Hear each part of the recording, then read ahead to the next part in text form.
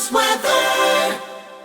The Rich Thomas Weather Network, brought to you by these fine sponsors. Hear Rich's forecast hourly on these Blue Water Broadcasting radio stations. Hey, good morning, everybody. Rich here on this Thursday morning. It's the 11th day of July, 7/11.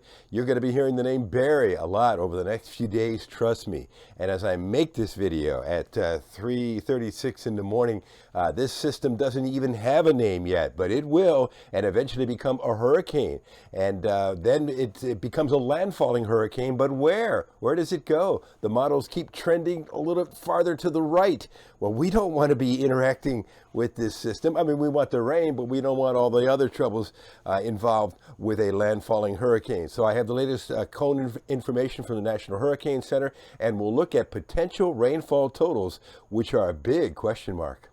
Now, keep in mind, this is the early morning 4 a.m. advisory for the National Hurricane Center, showing the potential system becoming a tropical storm today, a hurricane tomorrow, before making landfall on Saturday along the Louisiana coastal region, then heading on northward into Arkansas eventually by Monday. So that's the new cone from the National Hurricane Center as of 4 a.m. when I make this.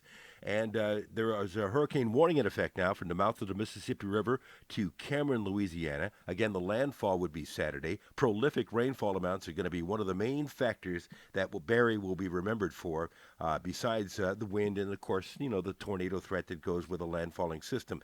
This is the European model showing the northward progression of this storm system just out to the west of us, and this is the GFS. The GFS is a little more bullish on the weather here in Alabama as it edges the system dangerously close to the Alabama western border. So, there's two different model ideas. Early this morning, a lot of rainfall associated with this system, and this is the potential rainfall as we go through the day today. Future radar showing showers and storms. We'll see some of the effects with increasing effects during the daytime hours today, the heat of the day, with showers and storms increasing across our area and for the next few days. Low 90s today, 74 tonight. Southeast winds 5 to 10 miles per hour will be picking up. And then Friday at 1 p.m., this is where the system is, south of New Orleans at that hour and heading slowly, chugging towards the coast. Friday, 7 p.m., it is edging closer to the Louisiana border. And then on Saturday morning, the European has it on the coast.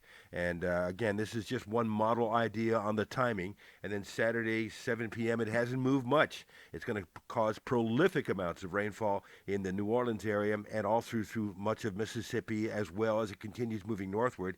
There it is, Sunday at 7 p.m., still in our neighborhood, still out to the west of us in Arkansas and near Memphis on Monday at 1 p.m. So it's going to affect our weather for several days as we are on the right side of it, or the wet side. So how much rainfall? Well, that's a very interesting question. If you look at the European, it has us 1 to 3 inches and up to 20 inches for our friends out to the west in Mississippi and Louisiana. With this system. So that is the European, but gosh, you look at the GFS and it has bullish amounts of rainfall here in Alabama, 5 to 7 inches in parts of central Alabama, 8 to 10 inches in the western counties, 11 to 14 inches on the coast. So that is two different model ideas. We'll have to watch this very carefully. And then you got the severe weather risk, the threat of tornadoes into the Alabama coastal region tomorrow. The Alabama coast, not a good place to be the next few days, and a marginal severe weather risk on Saturday with the threat of tornadoes covering much of west and southwest Alabama. So that's something we're going to have to keep an eye on as well.